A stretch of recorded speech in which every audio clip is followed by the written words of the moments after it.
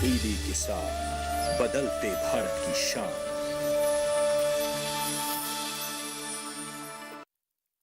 जीवन की हर लड़ाई तन और मन के सहारे ही लड़ी जाती है। जब हमारा तन और मन स्वस्थ होगा तभी हम शारीरिक रोग, मानसिक तनाव और हर किस्म के वायरस से लड़ पाएंगे। और इसके लिए हमारे पास है सबसे कारगर हथियार, योग। तो आइए 21 जून को इस अंतर्राष्ट्रीय योग दिवस से एक नई शुरुआत करें। योग करें और स्वस्थ रहें।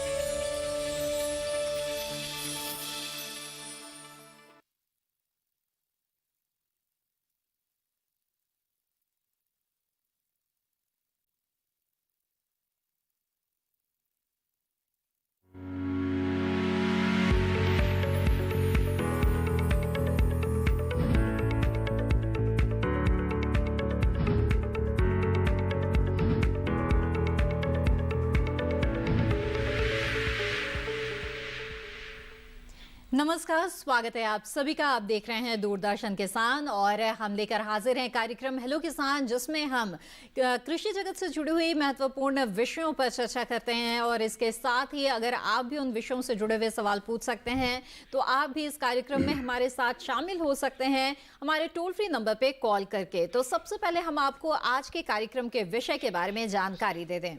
हेलो किसान कार्यक्रम में आज के हमारे विषय हैं बागवानी विकास की योजना और इसके साथ ही पत्तेदार धनिये की खेती। इन विषयों पर आज हम विस्तार से इस कार्यक्रम में चर्चा करेंगे। अगर आप इन विषयों से जुड़े हुए सवाल पूछना चाहते हैं तो हमारे टोल फ्री नंबर पर कॉल करें। हमारे टोल फ्री नंबर है 1800-113060 और 1800-113061। टोल फ्री नंबर है, यानी कि मुफ्त में आप कॉल कर सकते हैं। तो इन विषयों से जुड़े हुए सवाल ही करें और कृपया ज़रूर ध्यान रखें कि जब भी आप हमें कॉल करें तो टीवी का वॉल्यूम बंद रखें, सीधे फोन लाइन के जरिए बातचीत करें, जिससे बातचीत में किसी तरह की रुकावट ना आए। बहरहाल हमारे मेहमानों से आपका परिचय करा देते हैं जिनसे आज हम ये चर्चा करने जा रहे हैं। हमारे साथ यहाँ पर मौजूद हैं डॉक्टर वाई.आर. मीणा जी, जो कि अपर आयुक्त हैं कृषि एवं किसान कल्याण मंत्रालय, भारत सरकार में। और इसके साथ ही हमारे साथ जुड़े हुए हैं डॉक्टर रविंदर सिंह, और आप प्रधान वैज्ञानिक है केंद्रीय बीज एवं मसाला अनुसंधान संस्थान तबीजी, अजमेर, राजस्थान में। आपका बहुत बहुत स्वागत है इस कार्यक्रम में। तो बातचीत की हम शुरुआत करते हैं। और जैसा कि बागवानी विकास की योजनाओं की बात हो रही है, तो जो बागवानी है वो कृषि में एक बहुत ही महत्वपूर्ण स्थान रखता है डॉक्टर मीणा। और ऐसे में इन किसानों को जो है किसी तरह की दिक्कतें ना हो और उनको बढ़ावा मिले, इस लिहाज से कौन सी प्रमुख बागवानी से जुड़ी हुई योजनाएं हैं जो भारत सरकार की ओर से चलाई जा रही हैं? बागवानी, बिल्कुल कृषि की अगर हम बात करते हैं तो उसमें बागवानी एक महत्वपूर्ण स्थान रखती है जी। और बागवानी विकास के लिए कई सारी योजनाएं पूर्व में चलाई जा रही थी। उन सबको एकत्रित करके, समन्वित करके और समन्वित बागवानी विकास जी, यानी MIDH, mission for integrated development of horticulture ji, ये योजना अभी संचालन में है।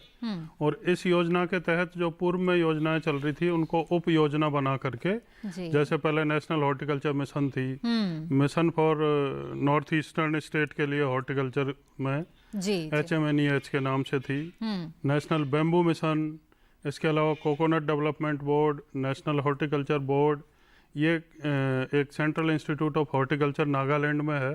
तो कुल मिला के 7 ऐसे वो हैं उप स्कीम। इन सबको मिला करके समन्वित बागवानी विकास योजना MIDH। इस योजना के तहत बागवानी से संबंधित जितने भी कार्यक्रम हैं, चाहे आप फलों की खेती करते हों, सब्जियों की, फूलों की, दवा और सुगंधी वाले पौधों की, काजू, कोकोआ, इसके अलावा आप मसाले वाली फसलों की खेती करते हों, या मान लो पोस्ट हार्वेस्ट मैनेजमेंट जो कटाई उपरांत प्रौद्योगिकी है, जिसमें आप जो आपका उत्पाद है, चाहे फल हो, सब्जी हो, फूल हो, किस तरीके से सलीके से उनको कटाई के बाद ग्रेडिंग, पैकेजिंग और अच्छे से लेबलिंग करके बाजार में ले जाके बेचें। डॉक्टर मीना, तो जो बागवानी से जुड़े हुए विभिन्न आयाम हैं वो किस तरह से इस योजना में समाहित किए गए हैं और किस तरह से जो किसान है इसका लाभ उठा सकते हैं, इसके बारे में विस्तार से आगे हम चर्चा करेंगे, लेकिन आइए देखते हैं उससे पहले एक रिपोर्ट।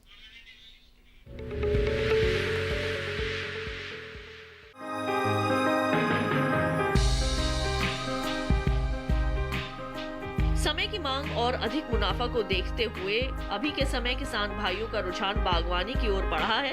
कम क्षेत्र में बागवानी कर किसान अधिक उपज हासिल कर सकते हैं।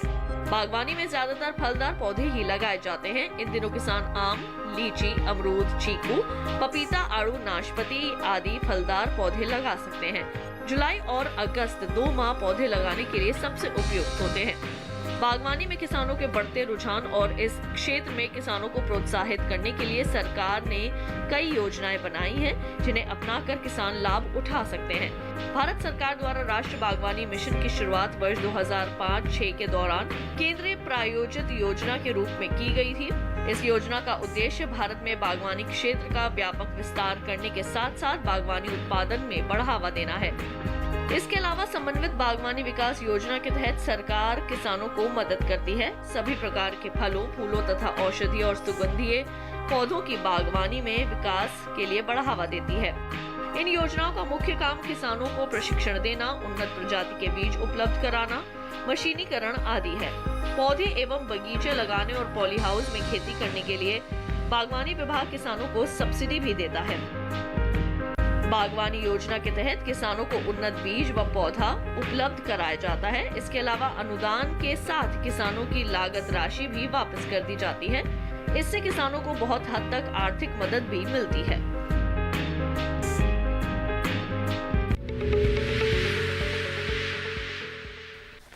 जी हाँ, तो ये रिपोर्ट आपने देखी। आइए इस बातचीत को आगे बढ़ाते हैं और डॉक्टर रविंद्र का रुख करते हैं, जिनसे आज हम धनिया के बारे में बात करेंगे। तो डॉक्टर रविंद्र, आपसे सबसे पहले यही जानना चाहते हैं कि इस समय जो किसान धनिया की खेती करते हैं, धनिया की खेती इस समय किसानों को किस तरह से लाभ पहुंचा सकती है, खासतौर पर व्यावसायिक रूप से किस तरह से किसानों के लिए ये फायदेमंद है? जी, जैसा आप जानते हैं कि धनिया है वो वैसे तो रबी की फसल है और जिसमें जो दाना है वो तैयार करते हैं किसान भाई, वो शरदकालीन फसल के रूप में काम करते हैं जी। लेकिन अपने भारतवर्ष में हरे पत्ते के लिए लगभग सारे वर्ष इसकी खेती होती है जी। लेकिन पूरे वर्ष में इसके जो किसानों को रेट मिलता है वो काफी कम मिलता है। ग्रीष्मकालीन जो अभी समय चल रहा है, मार्च, अप्रैल, मई, जून, जुलाई, अगस्त, स्पेशली बात करें महीने जून और जुलाई, तो भारत में पत्तेदार धनिया की उपलब्धता बहुत ही कम हो जाती है, क्योंकि ये खुले में जैसे तापमान बहुत ज्यादा होता है। अभी जैसे आप देख रहे हैं 41, 42, 43, 44 डिग्री तापमान राजस्थान में कई एरियो में, कई क्षेत्र में कॉमन फिनोमेनन है। तो उतनी गर्मी और साथ में ब्राइट सनशाइन होता है। वो कोई भी फसल को, जैसे उसमें अल्ट्रावायलेट रेज हैं जो पैराबैंगनी किरणें हैं, उसकी तेज मात्रा के कारण से जो भी खुले में खेती लगा रखी है, फसलें लगा रखी है किसानों ने, वो सारी सूख जाती हैं। और ये जो हरा पत्ता है धनिया का वो काफी सेंसिटिव है। अगर ब्राइट सनशाइन ज्यादा अवधि के लिए हुआ तो उसकी जो क्वालिटी है वो खराब हो जाएगी जी। तो इसमें हमने एक तकनीकी विकसित की है, इसमें जो लो टनल और walking tunnel, said net covered tunnel जिसको बोलते हैं जी जी, वो तकनीकी इस महीने में काफी कारगर उपयोगी होती है। और उसमें हरा नेट और काला नेट, 2 तरह के नेट हमने स्टैंडर्डाइज किए हैं यहाँ। बिल्कुल। तो 75% जो तकनीकों का आप जिक्र कर रहे हैं डॉक्टर रविंद्र, आगे इस कार्यक्रम में उन तकनीकों पर हम विस्तार से चर्चा करेंगे कि किस तरह से किसान इन तकनीकों को अपनाकर जो पत्तेदार धनिया की खेती है वो कर सकते हैं। लेकिन उससे पहले आइए एक नजर डाल लेते हैं इस रिपोर्ट पर।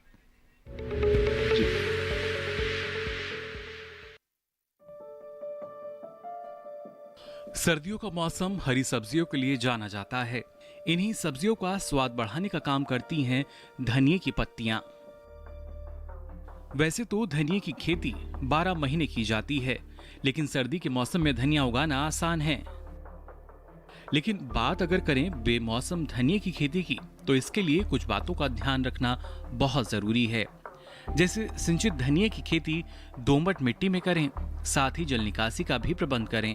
वहीं असिंचित फसल के लिए काली भारी मिट्टी अच्छी मानी जाती है। बेहतर उत्पादन के लिए उन्नत किस्में जैसे पंत धनिया 1, मोरक्कन, सिम्पो S33, गुजरात धनिया, पंत हरितिमा और सिंधु का चयन कर सकते हैं। बुआई से पहले जमीन को पलेवा लगाकर तैयार कर लेना चाहिए। जुताई से पहले 5 से 10 टन प्रति हेक्टेयर सड़ी हुई गोबर की खाद मिलाएं। बुआई से पहले बीजोपचार जरूर करें। बुआई से पहले दानों को 2 भागों में तोड़ लेना चाहिए। ऐसा करते समय ध्यान रखें कि अंकुरण को हानि ना हो। बेहतर अंकुरण के लिए बीज को 12 से 24 घंटे पानी में भिगोकर हल्का सूखने पर बीजोपचार कर बुआई करें। बुआई करते समय 25 से 30 सेंटीमीटर कतार से कतार की दूरी और 5 से 10 सेंटीमीटर पौध से पौध की दूरी रखें। पहली निराई गुड़ाई 30 से 15 दिन पर जरूर करें, जबकि दूसरी 60 दिन के बाद करें।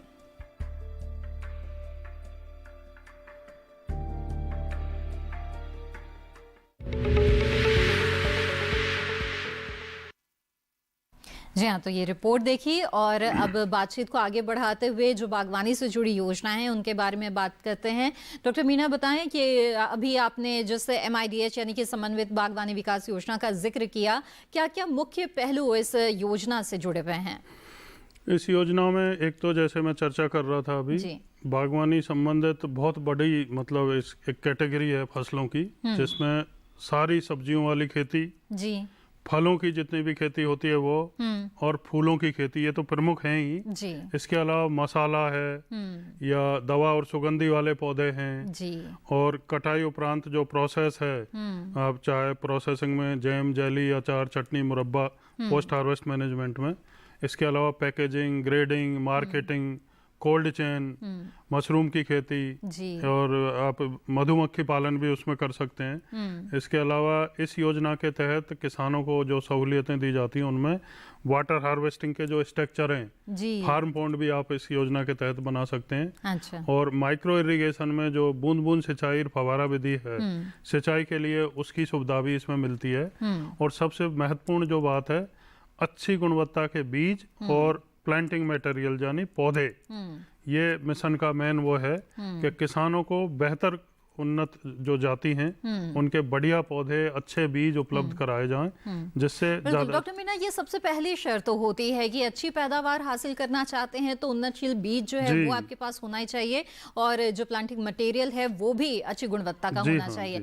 इसके बारे में थोड़ा और विस्तार से बताएं कि किसान किस तरह से इस योजना का लाभ उठाते हुए प्राप्त कर सकते हैं। इसके लिए ज्यादा से ज्यादा गुणवत्ता युक्त बीज और पौधे उपलब्ध कराने के लिए सरकार ने ये जो MIDH योजना है हमारी समन्वित बागवानी विकास, इसमें पौधशाला प्रबंधन पर स्पेशली कैटेगरी रखी है। अच्छा। 1 से 4 हेक्टेयर तक की पौधशाला, एक साधारण पौधशाला छोटी और एक हाईटेक मॉडर्न जो पौधशाला है, दोनों का प्रावधान किया गया है। दोनों में वित्तीय सहायता, प्रशिक्षण, और किसान जो पौधे तैयार करेंगे, किसान के खेत पर पौधे नर्सरी लगाई जा सकती है। हमारे युवा जो बेरोजगार हैं गाँव में, उनके यहाँ वो पौधशाला लगा सकते हैं। अच्छा। और वो पौधे भी सरकार खरीद के दूसरे किसानों के यहाँ लगवाने की व्यवस्था कर देती है। तो उससे एक अच्छी आमदनी, वो अपना जीविका चला सकते हैं, युवा लोग अतिरिक्त आमदनी ले सकते हैं, और किसानों को गुणवत्ता युक्त बीज और पौधे ये मिलने का उसमें प्रावधान किया गया है। बिल्कुल। तो यानी कि बागवानी से जुड़े हुए जो किसान हैं, न सिर्फ उनके लिए ये फायदेमंद है, बल्कि ऐसे युवा गांव के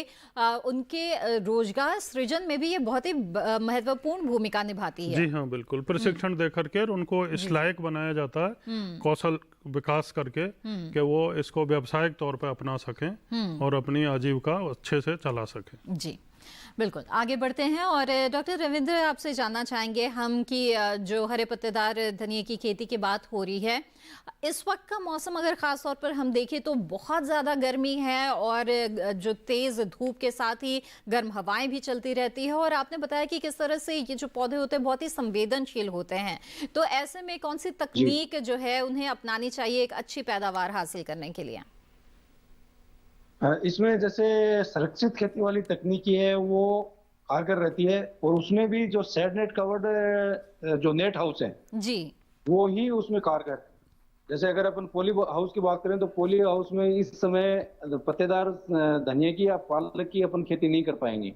लेकिन शेडनेट हाउस है, हरा नेट वाला, जिसमें ऊपर शेडनेट लगा हुआ होता है, जी जी जी, वो संरचना हो, या फिर वॉकिंग टनल टाइप की संरचना जो कम लागत की किसान अपने लेवल पे भी तैयार कर सकता है जी। उसमें बैम्बू की स्टिक्स है उनको भी मोड़ के बना सकता है, और जीआई पाइप है उनकी संरचना को अर्ध गोलाकार में मोड़ के और उसकी टनल बना लें। और उस टनल के ऊपर कवरिंग मटेरियल है वो हरा नेट या काला नेट, 50% छाया का या तो काला नेट हो। डॉक्टर रविंद्र, माफ कीजिएगा, आपको यहाँ पे रोकना पड़ेगा। हमारे कार्यक्रम के पहले कॉलर हमारे साथ जुड़ गए हैं, उनका सवाल यहाँ पर ले लेते हैं। जी नमस्कार, स्वागत है आपका। कृपया बताएं अपना नाम और कहाँ से कॉल कर रहे हैं। हेलो, नमस्कार मैडम। जी नमस्कार मैडम, मैं जितेंद्र शर्मा बात कर रहा हूँ। जी जी, अपना सवाल पूछिए और टीवी का वॉल्यूम कृपया पहले बंद कर दीजिए, इससे बातचीत में रुकावट आएगी। जी बिल्कुल मैडम। मेरा क्वेश्चन ये है कि मेरे यहाँ जो जिसका निवासी हूँ मैं, और मेरे यहाँ पे जो भूमि है वो काली है, और इसमें जो काली भूमि पर कौन कौन से बागवानी मैं कर सकता हूँ, और मध्य प्रदेश में स्पेशल कौन कौन सी योजनाएं जो चल रही है? मध्य प्रदेश से, माफ कीजिएगा, मध्य प्रदेश से बोल रहे हैं आप? मीणा जी, हाँ, मध्य प्रदेश का जिक्र किया है। हाँ, हाँ। तो जो समन्वित बागवानी विकास योजना है हमारी मध्य प्रदेश में भी संचालित की जा रही है, और इनके खासकर इनके जिले में या गांव में कौन से पौधे हो सकते हैं जी, इसके लिए ये सबसे बेहतर होगा कृषि विज्ञान केंद्र जो है इनको प्रशिक्षण भी देगा, और कौन कौन से पौधे वो लगा सकते हैं, और सरकार की कोई भी नर्सरी हो या केवीके से ये पौधे भी प्राप्त कर सकते हैं। अगर बड़े स्तर पर बागवानी करनी है, बगीचा लगाना अच्छे से, तो राज्य सरकार के जो बागवानी अधिकारी हैं उनको संपर्क करें, वो आपको प्रशिक्षण भी देंगे, योजना की जानकारी देंगे, और किस तरीके से आप योजनाओं का लाभ ले सकते हैं प्रोजेक्ट बना करके। तो बेहतर होगा कि आप राज्य के जो आपके जिले या ब्लॉक के बागवानी अधिकारी हैं उनको संपर्क कर लें, पूर्ण जानकारी योजना की मिलेगी आपको, प्रशिक्षण मिलेगा मुफ्त में, और कहाँ से विश्वसनीय जगह से पौधे ले सकते हैं वो सारी व्यवस्था होगी। जी बिल्कुल। आइए अब आगे बढ़ते हैं। डॉक्टर रविंद्र, आप हमें बता रहे थे कि किस तरह से जो लो टनल, वॉकिंग टनल या फिर जो शेड नेट है वो काफ़ी अच्छा रहता है, जिसमें हम धनिया की खेती कर सकते हैं। किस तरह से ये संरचनाएं बनाई जा सकती है, किन किन वस्तुओं की जरूरत पड़ती है, थोड़ा विस्तार से इसके बारे में हमें बताएं। जैसे डॉक्टर साहब बता रहे थे, MIDH स्कीम में अगर सब्सिडी लेके किसान शेडनेट पूरी परमानेंट स्ट्रक्चर लगानी है, और उसके पास से जैसे एक स्ट्रक्चर है उसमें 750 रुपए पर स्क्वायर मीटर के हिसाब से खर्चा आता है अगर शेडनेट हाउस बनाना है तो वो तो ये MIDH स्कीम है या NHB की स्कीम है, इसके अंतर्गत ये लगा सकते हैं किसान भाई। लेकिन वो क्षमता सभी किसानों के पास इतने पैसे व्यवस्था करने की नहीं हो पाती है, तो कम लागत वाला तरीका है वो वॉकिंग टनल है। वो किसान अपने लेवल पे ही लगा सकता है, उसमें ज्यादा खर्चा नहीं, उसमें 150 से 200 रुपए पर स्क्वायर मीटर का खर्चा आता है, और वो टनल कहीं भी अलग अलग पर्पज के रूप में काम में ले सकता है। किसान भाई पौध तैयार करने के भी काम में ले सकता है, सर्दियों में कोई हाई वैल्यू क्रॉप लगा रखी है तो उसको पाले से बचाने के लिए काम में ले सकता है, और गर्मियों में जैसे इस टाइम ग्रीष्मकालीन में जैसे अभी बात कर रहे थे, आप चर्चा कर रहे थे, तापमान है वो 40 डिग्री से ऊपर पूरे नॉर्थ इंडिया में चल रहा है। तो इस समय कुछ भी खेती संभव नहीं हो सकती, केवल धनिया अपन वॉकिंग टनल बना लें, उसकी शेडनेट कवर या फिर जो शेडनेट हाउस है हमारे उसके अंतर धनिया लगाए, तो उसमें इस समय रेट है वो धनिया की, जैसे लॉकडाउन पीरियड होते हुए भी और कोविड-19 के इश्यू होते हुए भी जो बाकी की सब्जियां हैं उनकी रेट है किसानों को इतनी अच्छी नहीं मिल पा रही है, लेकिन हरा धनिया, पत्तेदार धनिया है उसकी उनको अच्छी उपज के साथ साथ रेट है वो भी अच्छी मिलती है। बिल्कुल, तो अच्छी मांग चल रही है, अच्छे भाव किसानों को मिल जाते हैं, इसलिए इस वक्त अगर इस खेती को अपनाते हैं तो किसानों को काफी लाभ होने की संभावना है। बहरहाल इसी के साथ हेलो किसान कार्यक्रम में फिलहाल वक्त हो गया है एक छोटे से ब्रेक का, हम जल्द हाजिर होंगे। आप बने रहें दूरदर्शन किसान पर।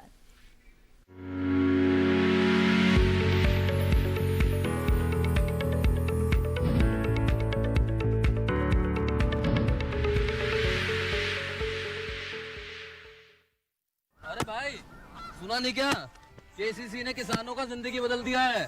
देश के छोटे किसान 1,60,000 रुपये तक का कर्ज बिना किसी गारंटी को ले पाएंगे। ब्याज खोरों से भी पीछा छुटा। मैं तो जैविक खेती का पूरा सामान मंगा लिया, केसीसी का भी कोई दबाव नहीं है। ब्याज चुकाने के लिए पूरा 1 साल मिलता है। समय पर भुगतान करने पर केवल 4% के सालाना ब्याज पे लोन मिल गया मुझे। अपना आधार कार्ड, लेटेस्ट फोटो और जमीन के कागजात लेके अप्लाई करो बस। और नामांकन भरने के लिए जेब भी ढीली नहीं करनी पड़ी।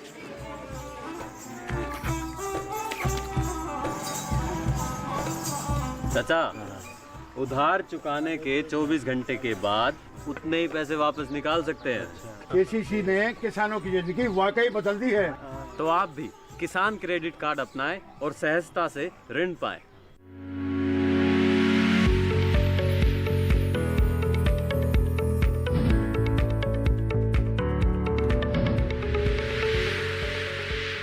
ब्रेक के बाद आप सभी का फिर से स्वागत है। आप देख रहे हैं कार्यक्रम हेलो किसान। आज हम इस कार्यक्रम में चर्चा कर रहे हैं बागवानी विकास योजनाओं की और इसके साथ ही पत्तेदार धनिये की खेती के बारे में। इस वक्त हमारे साथ एक कॉलर जुड़े हुए हैं, आइए उनका सवाल यहाँ पर शामिल करते हैं। नमस्कार, स्वागत है आपका। पूछे अपना सवाल, क्या जानना चाहते हैं? हेलो, नमस्ते मैडम, किसान कॉल सेंटर से बोल रहे हैं। जी जी, दूरदर्शन किसान के किसान जो लाइव कार्यक्रम है हेलो किसान, हम उससे बोल रहे हैं। जी पूछे अपना सवाल। मैडम मेरा ये सवाल है कि हमने धनिये की अपने खेतों में धनिये की खेती की हुई है जी, और लगभग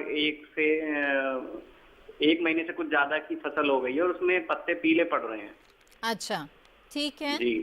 आप किस क्षेत्र से बात कर रहे हैं? अगर जी मैडम, गौतम बुद्ध नगर, उत्तर प्रदेश। जी जी, ठीक है।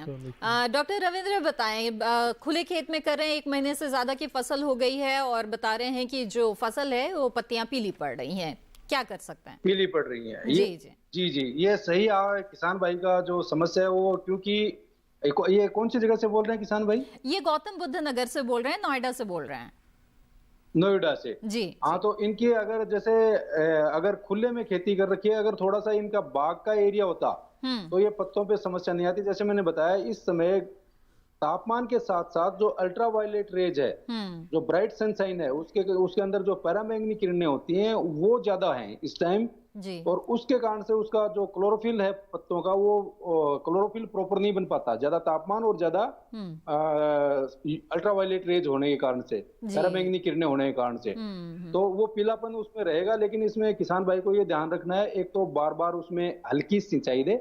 अच्छा। और दिन में कोशिश करे, अगर अभी भी व्यवस्था हो सकती है तो शेड नेट 50% छाया का हरा नेट या काला नेट, वो अगर व्यवस्था कर लेता है तो ये पत्ते 5 दिन में ही वापस रिकवर हो जाएंगे।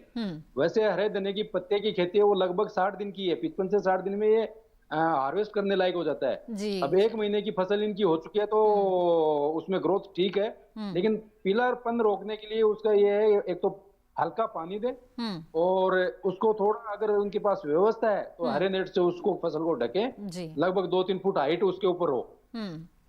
सिंचाई के लिए जो उचित समय है वो क्या होना चाहिए? जैसे अभी तापमान ज्यादा है तो शाम के टाइम, जैसे दिन में पानी न देने की बजाय शाम के टाइम या सुबह, जैसे लू चालू होती है दिन में 32-33 डिग्री तापमान होता है, उसी टाइम पानी दें।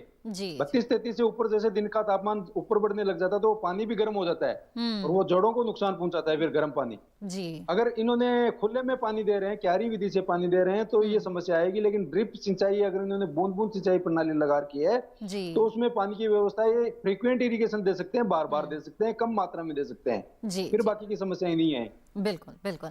डॉक्टर मीणा, जैसे कि अभी डॉक्टर रविंद्र हमें ब्रेक पे जाने से पहले बता भी रहे थे कि जो संरक्षित खेती है उसके लिए भी जो MIDH है उससे किसानों को काफी मदद मिल जाती है। मैं चाहती हूँ थोड़ा और विस्तार से यहाँ पर बताएं किसानों को कि किस तरह से वो पहुंचे और कैसे लाभ इसका ले सकते हैं। जी हाँ, बिल्कुल। जो हम प्रोटेक्टेड कल्टीवेशन या संरक्षित खेती बोलते हैं जी। उसमें green house, poly house, low tunnel technology, जो डॉक्टर साहब ने अच्छे से एक्सप्लेन किया, ये सारी चीजें कवर होती हैं। और जो किसान भाई ये लगाना चाहते हैं उनको राज्य के जो बागवानी विभाग हैं उनके अधिकारियों से संपर्क करके एक तो प्रशिक्षण मिलता है बाकायदे। अच्छा। और पर स्क्वायर फीट या पर स्क्वायर मीटर उसके जो रेट्स हैं अलग अलग स्ट्रक्चर के अलग अलग हैं।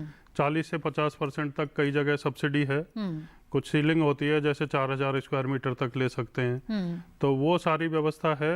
प्रोजेक्ट बना के राज्य के अधिकारियों से मिलके प्रशिक्षण लेने के बाद में ये करें तो एक तो विपरीत परिस्थितियों में आप खेती कर सकते हैं, ऑफ सीजन वेजिटेबल भी आप उगा सकते हैं। अभी तो हम सिर्फ धनिया की बात कर रहे हैं, इसके अलावा अगेती फसलें अगर लेनी है तो उसके लिए अच्छी हेल्दी जो पौध उसमें तैयार कर सकते हैं। जब खेत में आपके कोई और फसल लगी हुई है, पौध आपकी पॉली हाउस में तैयार हो रही है, स्वस्थ पौध, और जैसे ही खेत आपका खाली होगा 1-1.5 महीने पुरानी पौध अगर आप लगा रहे हैं तो आपकी 1-1.5 महीने पहले फसल आएगी मार्केट में जी, और उसके दाम बड़े अच्छे मिलते हैं। तो ऑफ सीजन वेजिटेबल कर सकते हैं। कॉमर्शियल जो हॉर्टिकल्चर की क्रॉप हैं उसमें आप फूलों की खेती जैसे जरबेरा है और ग्लेडियोलस है और कई तरह के मतलब ऐसे फूल हैं, कार्नेशन है, उनकी पौध तैयार कर सकते हैं, उनकी फसल ले सकते हैं। जी बिल्कुल।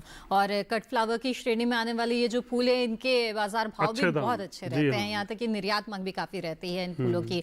इसके साथ ही डॉक्टर मीणा हमें जो सूक्ष्म सिंचाई पद्धति है उनके लिए भी जो योजना है उसके बारे में बताएं, क्योंकि अभी पानी की काफी समस्या रहती है और सूक्ष्म सिंचाई पद्धति को अपनाने पर काफी जोर दिया जा रहा है। ऐसे में किसान किस तरह से इसका लाभ उठाएं? जी हाँ, माइक्रो इरिगेशन जो हम कहते हैं, जैसे बूंद बूंद सिंचाई विधि है या फवारा सिंचाई विधि है, वो सब हमारा जो MIDH स्कीम है उस योजना के तहत कवर होता है। और जब बगीचे लगाने की प्लानिंग करते हैं किसान, उस टाइम विद माइक्रो इरिगेशन और विदाउट माइक्रो इरिगेशन उस तरीके से भी प्रोजेक्ट बनता है। अच्छा। तो शुरू में ही पौधे से पौधे की दूरी के हिसाब से वो कैलकुलेट करके कितना क्या लगना है, क्या खर्चा आएगा, प्रोजेक्ट बन जाता है।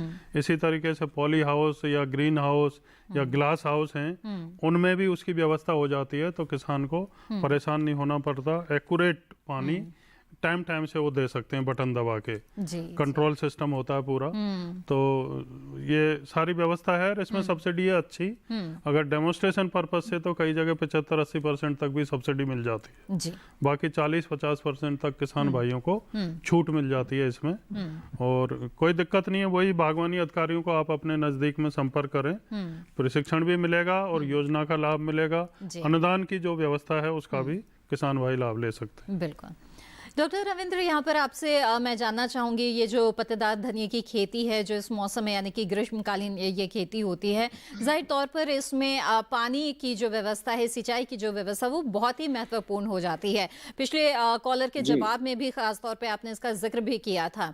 जानना चाहेंगे कि जो संरक्षित खेती है और जो खुले खेत में खेती हो रही है, इन दोनों में जो सिंचाई की व्यवस्था है उसमें किस तरह का अंतर रहता है, और इसके साथ ही सिंचाई के अलावा पोषक तत्व प्रबंधन के बारे में भी हमें बताइए।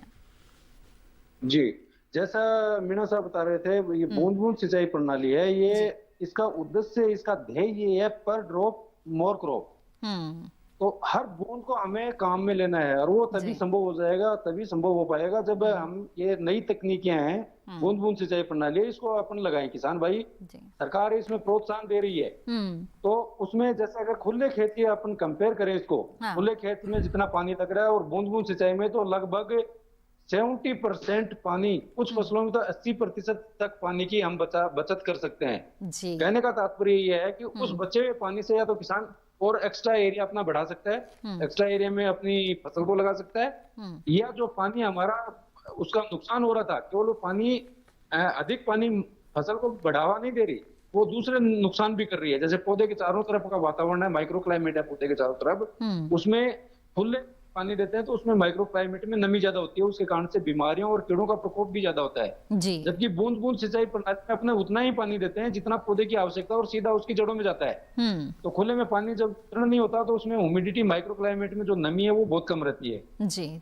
उसके कारण से बीमारियों का प्रकोप कम होगा, साथ में उसमें गुणवत्ता है तो सुधार होगा, और इसके अलावा गुणवत्ता के साथ साथ जो उपज है उसकी मात्रा बढ़ेगी, और साथ में पानी की क्वांटिटी है उसको रेगुलेट कर सकता है किसान फसल की आवश्यकता के अनुसार। जी। जैसे टाइम बेसिस पे भी कर सकता है, वॉल्यूम बेसिस पे भी कर सकता है। तो हमने कुछ जैसे बीज मसाला फसलों में बात करें तो धनियों में ग्रीष्मकालीन जैसे खुले में किसान लगा रहा है तो उसको हर एक दिन या तो रोज देना पड़ेगा पानी, या अल्टरनेट दे तो पानी देना ही पड़ेगा। जी।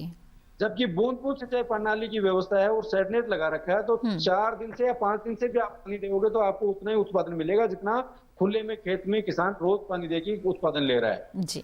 तो एक तो पानी की बचत और पानी के साथ साथ बीमारियों और कीड़ों की भी रोकथाम हो जाती है। बिल्कुल। और पोषक तत्व प्रबंधन के बारे में भी आपसे जानेंगे। इस बीच डॉक्टर मीना से भी कुछ यहाँ पर बातचीत कर ले। और अब मैं जानना चाहूंगी आपसे जल संरक्षण को लेकर के योजना में किस तरह के प्रावधान है इसके बारे में, क्योंकि यही समय है, एक तो गर्मी का भी मौसम है, फिर मानसून जो है उसकी दस्तक हो चुकी है, देश के कई हिस्सों में भी अब आगे बढ़ रहा है। तो ऐसे में ये जल संरक्षण करने के लिए बहुत ही उचित समय है। तो क्या उपाय है जो अपना सकते हैं, इसके बारे में आगे आपसे जानेंगे। लेकिन इस बीच एक कॉलर भी जुड़ गए हैं, उनका सवाल यहाँ शामिल करते हैं। जी नमस्कार, स्वागत है आपका, पूछिए अपना सवाल। हेलो जी मैम जी, नमस्ते। जी नमस्कार, कृपया अपना नाम बताएं सबसे पहले हमें। नाम मैम कमल है मेरा। कमल जी कहाँ से बात कर रहे हैं? हरियाणा से बात कर रहा हूँ मैम। हरियाणा के किस क्षेत्र से? नंदरगढ़ डिस्ट्रिक्ट से। अच्छा, पूछिए क्या सवाल पूछना चाहते हैं? पपीता का बाग लगाना था मैम। अच्छा ठीक है। हेलो कमल जी, मेरी आवाज मिल रही है आपको? चलिए, लगता है संपर्क टूट गया है। डॉक्टर मीणा बताएं, पपीते का बाग लगाना चाहते हैं तो किस तरह से बागवानी से जुड़ी योजना का लाभ उठाएं? बिल्कुल, पपीते का बाग तो बड़े आसानी से लगा सकते हैं आप। कोई बहुत लंबे समय तक नहीं, 2-3 साल ज़्यादा से ज़्यादा फसल हम ले पाते हैं। और किस्में बहुत सारी हैं पपीते की। आप चाहें तो अपने जो कृषि विज्ञान केंद्र है वहाँ पर जाकर के ट्रेनिंग भी ले सकते हैं। और पपीते का उन्नत बीज लेके बहुत सी किस्में हैं हमारे देश में विकसित की हुई भी हैं। आजकल एक बाहर की वैरायटी भी रेड लेडी करके, वो भी काफी चर्चित रहती है। जी। बड़े अच्छे दाम मिलते हैं। पूसा संस्थान की कई किस्में हैं, पूसा नन्ना, पूसा ड्वार्फ, इस तरीके से। कोयम्बटूर से भी बहुत सारी, हमारा जो तमिलनाडु एग्रीकल्चर यूनिवर्सिटी है, पपीते की काफी सीरीज ऑफ वैरायटीज उन्होंने निकाली हैं। तो उन्नत किस्म की बीज लेके पौध आप तैयार कर सकते हैं गमलों में या क्यारी में। वो निर्भर करता है आप कितने स्तर पर ये करना चाहते हैं। जी। और बेहतर होगा कि आप कृषि विज्ञान केंद्र में जो बागवानी विशेषज्ञ हैं उनसे संपर्क कर लें, आपको उन्नत पौध भी मिल सकती है। और बराबर गड्ढे, अभी प्रॉपर टाइम है, आप गड्ढे नाप तोल के बना के और उसमें खाद मिट्टी अच्छे से मिश्रण मिला के डालो, ठीक से देख रेख करो। और ये जो ड्रिप सिस्टम की हम बात कर रहे हैं, बूंद बूंद सिंचाई विधि, वो विधि डाल दो तो आप पानी भी उसमें नियमित रूप से और सही संतुलित पानी दे पाएंगे। नहीं तो पपीते में कई बार क्या है, हम जरूरत से ज्यादा पानी भर देते हैं तो उनके तने को नुकसान पहुंच जाता है, वो सड़ने लगता है। तो ऐसा करके आसानी से आप बागवानी कर सकते हैं। आराम से आप बागवानी कर सकते हैं पपीते की। और कमल जी, मुझे उम्मीद है आपको आपके सवाल का जवाब मिल गया होगा और बहुत ही उचित समय में आपने ये सवाल पूछा है। डॉक्टर रविंद्र, कुछ कहना चाह रहे हैं आप? हाँ, मैं थोड़ा सा और ऐड, मीना जी ने बहुत अच्छी जानकारी दी, लेकिन मैं इसमें थोड़ा संक्षेप में ऐड करना चाहूंगा। जी। हाँ जी, जैसे इसमें एक तो पपीते में पौधे की दूरी और लाइन से लाइन की दूरी 1.8 मीटर से लेके 3 मीटर तक रखी जाती है हरियाणा के क्षेत्र में। जी। दूसरा है, किसान भाई इसको 2 बार में लगा सकते हैं। एक बार अभी पौध तैयार कर लें, 1.5 महीने में उसकी पौध तैयार हो जाएगी जी। और वो 1.5 महीने बाद में जैसे बरसात का सीजन खत्म होगा उस टाइम अपनी पौध तैयार की हुई है तो वो पौधे रोप सकते हैं। जी। दूसरा, फिर फरवरी के महीने में सबसे उचित समय है किसानों के लिए पपीता का समय लगाने के लिए, पौधे बाग लगाने के लिए। तो कमल जी, बहुत ही विस्तार से आपको बहुत ही अच्छी जानकारी यहाँ मिल गई है। चलिए, इसके साथ हेलो किसान कार्यक्रम में रुकते हैं एक छोटे से ब्रेक के लिए। हम जल्द हाजिर होंगे, आप बने रहें दूरदर्शन किसान पर।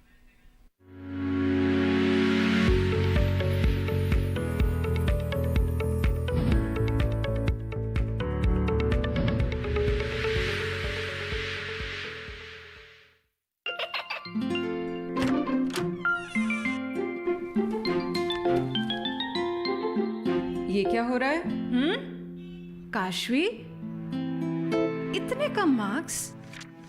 काशू बेटा, पढ़ा करो। पढ़ोगी नहीं तो आगे कैसे बढ़ोगी? मम्मा, मैं भी तो आपसे यही कहना चाहती हूँ, पढ़ा करो। आप पढ़ोगे नहीं तो आगे कैसे बढ़ोगे? मतलब? वो देखो, सिर्फ बैक पर छपा ऑर्गेनिक नहीं, ऑर्गेनिक का निशान पहचानिए। पीजीएस ऑर्गेनिक का ये लोगो उन किसानों की पहचान है जो आज भी परंपरागत विधि से रसायन मुक्त खेती कर आपके लिए शुद्ध फसल उपजा रहे हैं। अब समझे मम्मा, अगर मैं प्योर ऑर्गेनिक फूड नहीं खाऊंगी तो अच्छे मार्क्स कहाँ से लाऊंगी? अच्छा बच्चों, जैविक खेती की इस मुहिम को आगे बढ़ाइए, शुद्ध ऑर्गेनिक अपनाइए।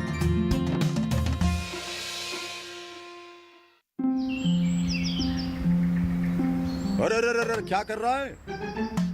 इधर इधर इधर हम बोल रहे हैं, तेरे बीजू का। पुतला बोल रहा है?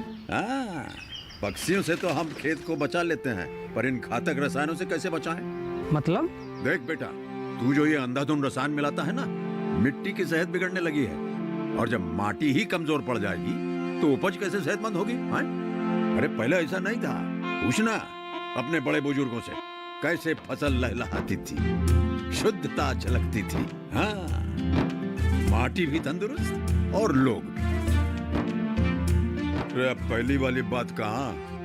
पर अब तो सब यही डाले हैं। सब नहीं, आज भी लाखों जागरूक किसान परंपरागत विधि से फसल उगा रहे हैं। खर्चा कम और उपज की कीमत भी बेहतर पा रहे हैं। ठीक है भाई, मैं भी आज से जैविक खेती शुरू करूंगा। माटी से प्रेम की परंपरा है परंपरागत खेती।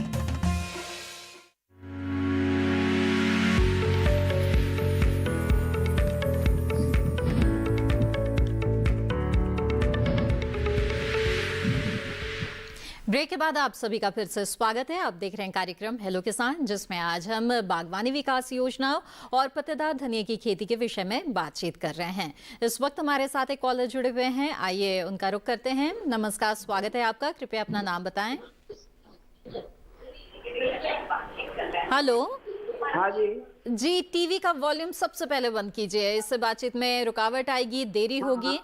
अभी जी जी, और फोन लाइन के जरिए बातचीत करें। अपना नाम बताइएगा हमें।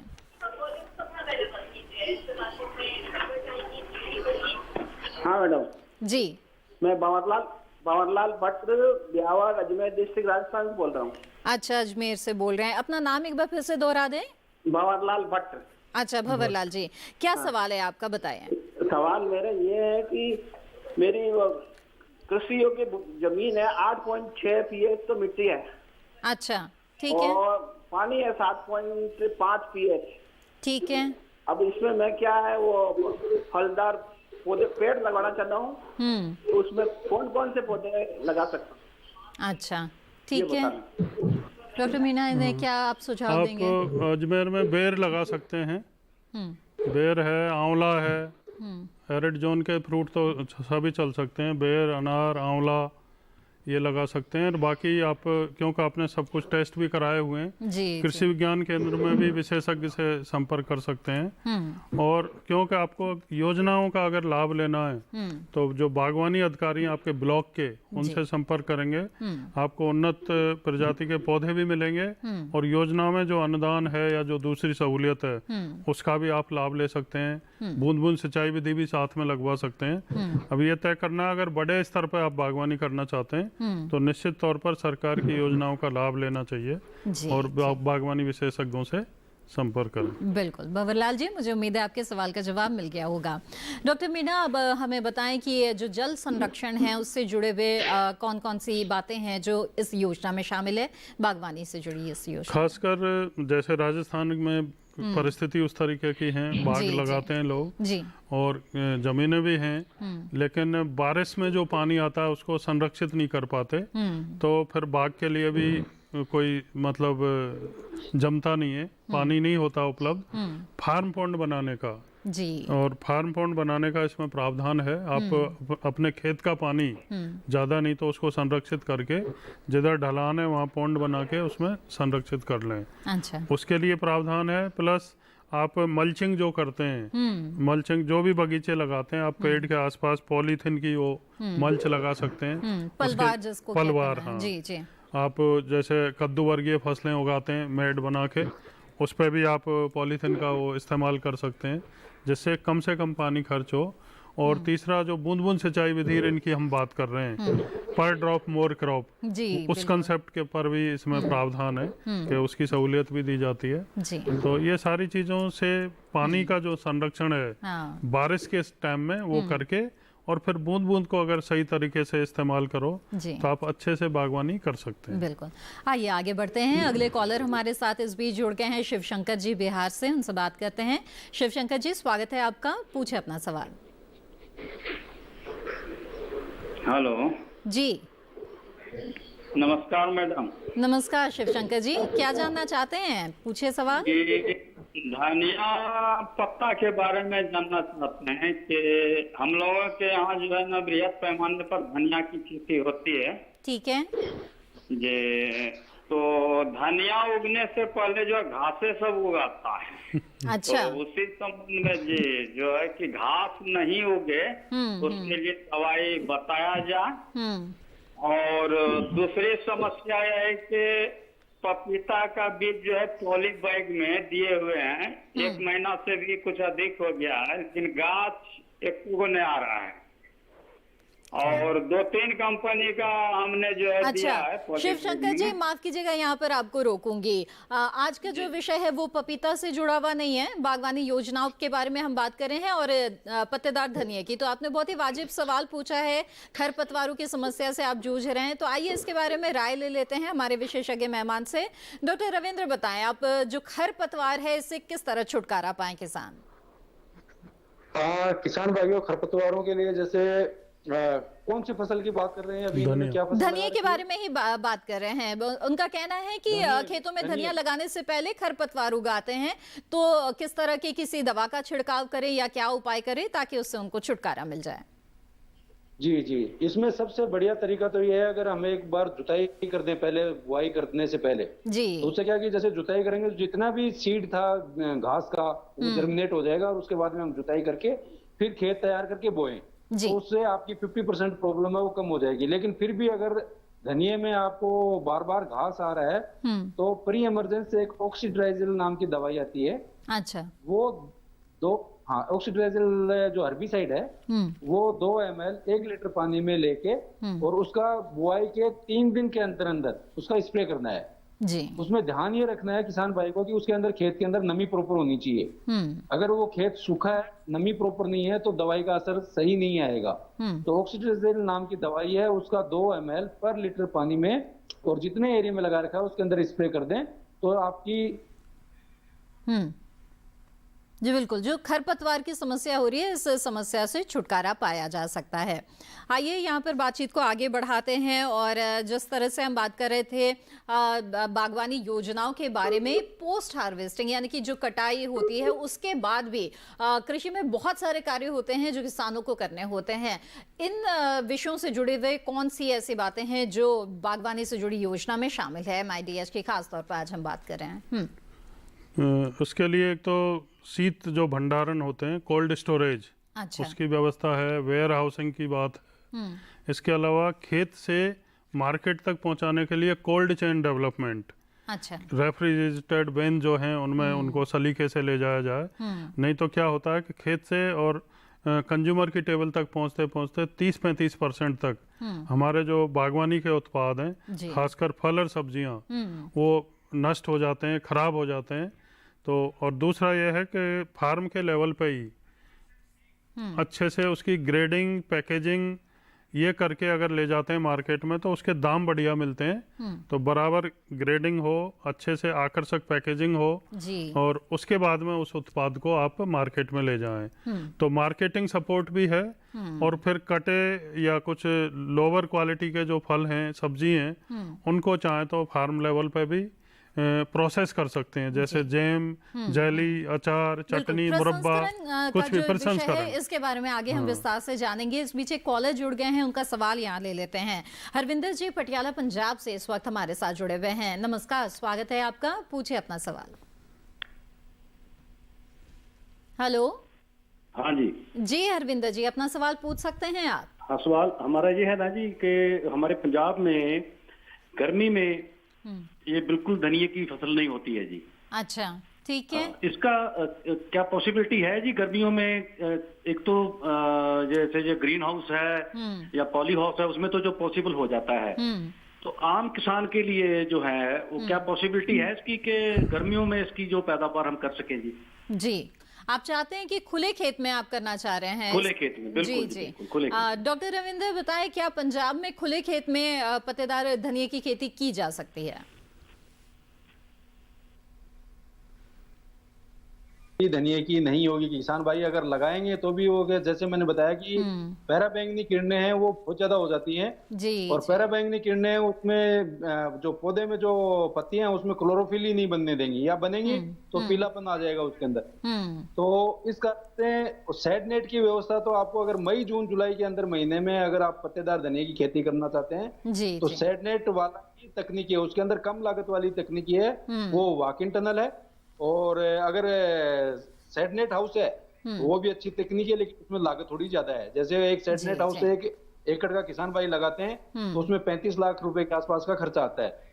अब वही तकनीकी अगर लो टनल के लगाता है किसान भाई या वॉक इन टनल लगाता है तो उसका मुश्किल से खर्चा है वो उससे 5 गुना कम हो जाएगा। लगभग 150 से 200 रुपए पर स्क्वायर मीटर में ही खर्चा उसमें काम हो जाएगा और वो उस टनल को दूसरे पर्पज के लिए भी उसको लगा सकता है किसान भाई। तो खुले में पंजाब एरिया में अभी मई जून के महीने में धनिया की खेती पॉसिबल नहीं है। अगर बगीचा इनके पास तो बगीचे में छाया के नीचे लगा सकते हैं। जी जी जी जी। किसान भाइयों के जैसे एग्जिस्टिंग बगीचा है, जिस भी फसल का कोई बगीचा लगा रखा है इन्होंने, तो उसमें छाया रहती है, 50% छाया नेचुरली होती है। तो उसके अंतर्गत पेड़ों के नीचे धनिया की खेती कर सकते हैं, खुले में नहीं होगी।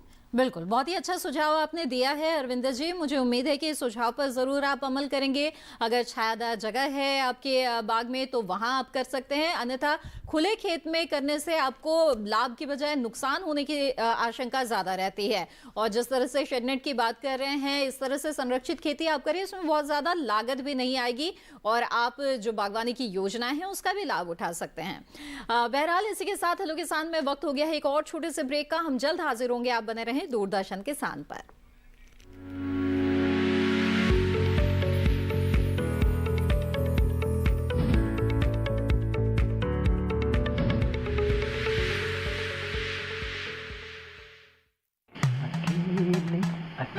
अरे वाह भैया, अकेले अकेले।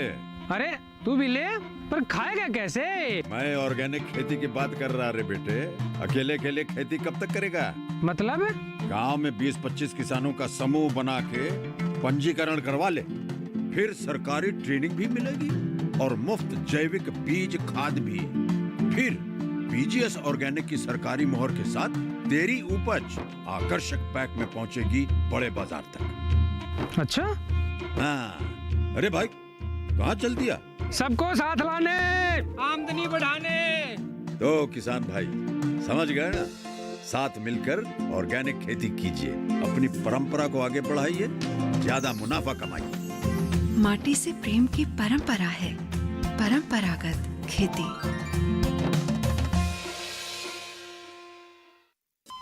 अरे सुन तो। मुझे क्या सुनाना चाहते हो? जो सुनाओ मेरी सौतन को। किसको? अरे वही तुम्हारा मोबाइल फोन जिससे सुबह शाम दिन रात चिपके रहते थे और कहते थे किसान कॉल सेंटर से बातें हो रही हैं। अच्छा ये बात है। हाँ क्यों, क्या हुआ? अब बात नहीं होती क्या? अब तो झट से बात हो जाती है। ऐसा क्या? हाँ, अब तो ज्यादा लाइनें और खास तकनीक के कारण खेती के माहिरों से तुरंत बात हो जाती है। और अगर कभी लाइन व्यस्त हो तो अपनी समस्या फोन पर रिकॉर्ड करा दो, वहाँ से फोन आ जाता है और समस्या की हल का मैसेज भी आ जाता है। ये देखो आ गया। अरे वाह, इसका मतलब इंतजार की घड़ी अब खत्म। हाँ। तभी मैं सोचूं कि आजकल मुझ पर इतना प्यार क्यों आ रहा है। कृषि संबंधी समस्याओं का अपनी भाषा में तुरंत हल पाने के लिए पूरे भारत में किसी भी फोन से हेल्पलाइन नंबर पर संपर्क करें। किसानों का दोस्त किसान कॉल सेंटर।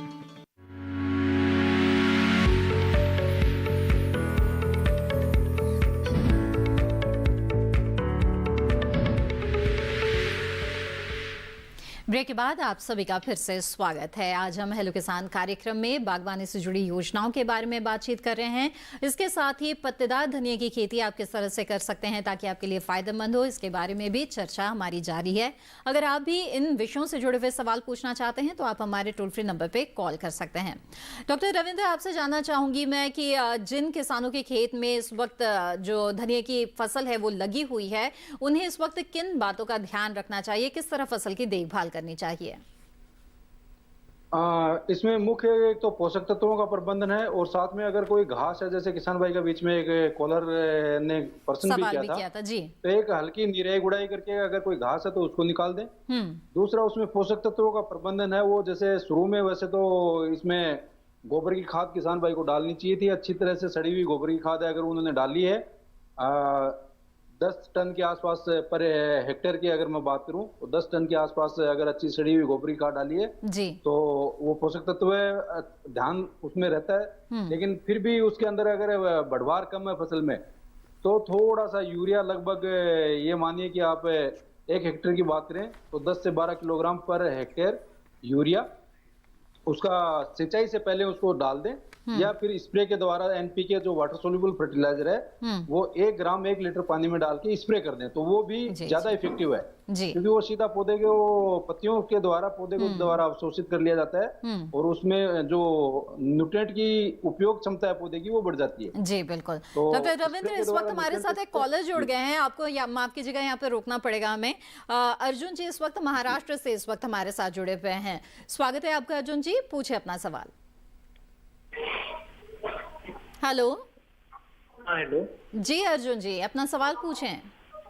ठीक है, टीवी का वॉल्यूम बंद कर दीजिए अर्जुन जी, इससे बातचीत में देरी हो रही है। मेरा सवाल ये है कि मुझे आम की और अमरूद की बाग लगानी है। ठीक है, तो उसके लिए मुझे किस तरह की सब्सिडी मिल पाएगी, और मुझे खेत के चारों फेंसिंग मिल पाएगी क्या उस सब्सिडी में? खेत के चारों ओर फेंसिंग भी करनी है? तारबंदी का भी जी जी, अच्छा ठीक है, आइए जानते हैं। आम और अमरूद का जो बगीचा लगाने का आपका विचार है उसके लिए भी मैं यही कहूँगा कि आप जो अपने बागवानी अधिकारी हैं नज़दीक में उनसे संपर्क करें। एक तो उन्नत जाति के पौधे वो उपलब्ध कराएंगे, कितने क्षेत्र में आप पौधे लगाना चाह रहे हैं, किस्म के हिसाब से पौधे की और लाइन से लाइन की दूरी, गड्ढे खोदने का भी सही समय है तो आप निश्चित तौर पर लगाएं। तारबंदी का भी प्रावधान होता है, तो तारबंदी है, पंप सेट लगाने का, ट्यूबवेल कराने के तक की कई जगह व्यवस्था होती है, तो आप आपके निकटतम जो बागवानी अधिकारी हैं उनको संपर्क कीजिए और MIDH योजना के तहत जो भी पॉसिबल है वो मदद आपको मिलेगी। निश्चित तौर पर आप योजना का लाभ लें, ट्रेनिंग भी लें और अच्छी किस्मों के पौधे आम और अमरूद के जो भी आप लगाना चाहें लगा सकते हैं। जी अर्जुन जी, मुझे उम्मीद है आपके सवाल का जवाब मिल गया होगा। डॉक्टर मीणा हमें ये बताएं कि जो मूल्य संवर्धन है वो किसान करे तो उनके लिए काफ़ी अच्छा रहता है, साथ ही प्रसंस्करण का जिक्र आपने किया था थोड़ी देर पहले, तो मूल्य संवर्धन, प्रसंस्करण, इनसे जुड़े हुए किस तरह से योजना का लाभ उठा सकते हैं?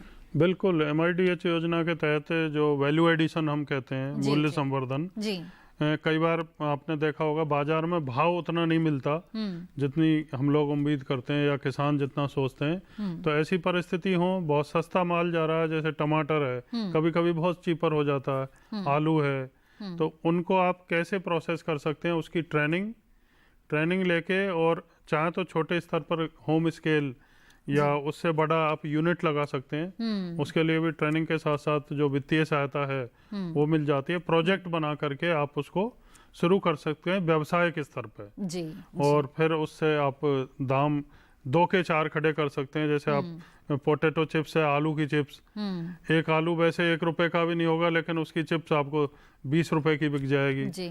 तो वैल्यू एडिशन का ये फायदा, सस्ता जब बिक रहा है माल, आप बेचने के बजाय उसको जैम, जेली, अचार, चटनी, मुरब्बा या उसको सुखा करके आप इस्तेमाल कर सकते हैं और मार्केट में फिर आपको टाइम मिल जाता है, जब उसका भाव अच्छा मिल रहा हो तब आप उसको बेच सकते हैं। जी जी। तो इसकी व्यवस्था ना सिर्फ MIDH में, कई तरीके से हमारा जो फूड प्रोसेसिंग इंडस्ट्रीज मिनिस्ट्री है, फूड पार्क और कई योजनाएं वो भी चलाते हैं, और वुमेन्स को या यूथ हैं हमारे, उनको जो कौशल विकास है, कौशल विकास के तहत प्रशिक्षित करके उनकी स्किल को डेवलप करके ये व्यवसाय चालू कर सकते हैं। बिल्कुल। डॉक्टर रविंद्र आपसे यहाँ पर ये जानना चाहेंगे कि ये जो पत्तेदार धनिया की खेती है, आप बता रहे हैं कि इस समय काफ़ी फायदेमंद रहते हैं किसानों के लिए, लेकिन जिन किसानों ने अभी तक लगाया नहीं है और अगर हम मान लें कि ये कार्यक्रम देख रहे हैं और इनके फ़ायदों के बारे में वो जान जाते हैं और अब करना चाहते हैं, तो क्या अभी भी उनके पास समय है कि वो लगा सकते हैं? जी, उचित समय अभी भी, क्योंकि जो हरे धनिये की पत्तेदार हरे धनिये की खेती है वो 45 दिन में तैयार होके 60 दिन मैक्सिमम उसमें होती है। जी, 45 से 60 दिन में ही उसकी किसान को उपज मिल जाती है।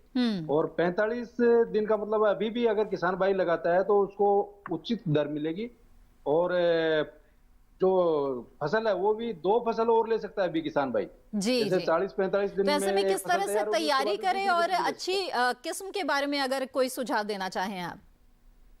जी, आपने बहुत अच्छा ये प्रश्न किया। किसान भाइयों की जानकारी के लिए मैं बताना चाहूंगा कि जिन वेराइटी में फ्लावरिंग है वो लेट आती है, जैसे कुछ हमारी वेराइटीज हैं, AGCR1 है, अजमेर ग्रीन कोरिएंडर के नाम से वेराइटी है जी, या उस क्षेत्र में जो वेराइटी है जिसके अंदर फूल है वो देरी से आता है, उस वेराइटी का चुनाव करें जी, क्योंकि इसमें सबसे समस्या गर्मियों में यही होती है कि 45 और 55 दिन के आसपास इसमें फूल आने शुरू हो जाते हैं। उसके बाद में वो उस धनिया की क्वालिटी इतनी अच्छी नहीं होती है, तो उसके लिए ये 45 से 50 दिन में ही धनिया वो उखाड़ के या कटाई करके वो मार्केट में किसान भाई बेच सकते हैं। तो अभी भी 2 फसलें लेने का समय बाकी है। जी, बिल्कुल। डॉक्टर रविंद्र, आपने बहुत अच्छी जानकारी दी और आप हमारे साथ लगातार जुड़े रहें, आपका बहुत बहुत धन्यवाद। जी जी, जी। और डॉक्टर मीना, आपने भी बहुत अहम जानकारियां दी है बागवानी से जुड़ी योजनाओं के बारे में। मुझे उम्मीद है कि जो हमारे किसान साथी ये कार्यक्रम देख रहे होंगे वो जरूर इसका लाभ उठाएंगे। बहुत बहुत धन्यवाद। धन्यवाद। तो हेलो किसान कार्यक्रम में आज आपने विस्तार से जाना कि किस तरह से जो बागवानी से जुड़ी हुई काफ़ी योजनाएं हैं जिनका लाभ आप उठा सकते हैं, और ख़ास तौर पर जो पत्तेदार धनिये की खेती है वो इस वक्त आपको काफ़ी मुनाफा दिला सकती है, तो इसकी खेती आप कर सकते हैं। आइए कार्यक्रम में आगे बढ़ते हैं और आपको कल के विषय के बारे में बता दें। हेलो किसान कार्यक्रम में कल के विषय होंगे कद्दू वर्गीय सब्जियां और बेल वाली सब्जियां, इसके साथ ही मशरूम की खेती। अगर आप कृषि संबंधित किसी तरह की समस्या के बारे में अपने सवाल हम तक पहुंचाना चाहते हैं तो आप हमें ईमेल कर सकते हैं। हमारा ईमेल आईडी है hellokisan2015@gmail.com। इसके अलावा हेलो किसान कार्यक्रम के फेसबुक पेज से भी आप जुड़ सकते हैं, और फेसबुक पर हमारे पेज पर जुड़ने के लिए हिंदी में टाइप करें हेलो किसान। और इसके साथ ही जो किसान कॉल सेंटर है उस टोल फ्री नंबर पर भी आप कॉल कर सकते हैं और अपने सवाल दर्ज करा सकते हैं, और हमारी पूरी कोशिश रहती है कि जो आपके महत्वपूर्ण सवाल होते हैं उन्हें हम अपने कार्यक्रम में शामिल कर सकें। इसी के साथ हेलो किसान कार्यक्रम में आज बस इतना ही। हमें दीजिए इजाजत। आप बने रहें दूरदर्शन किसान पर। नमस्कार।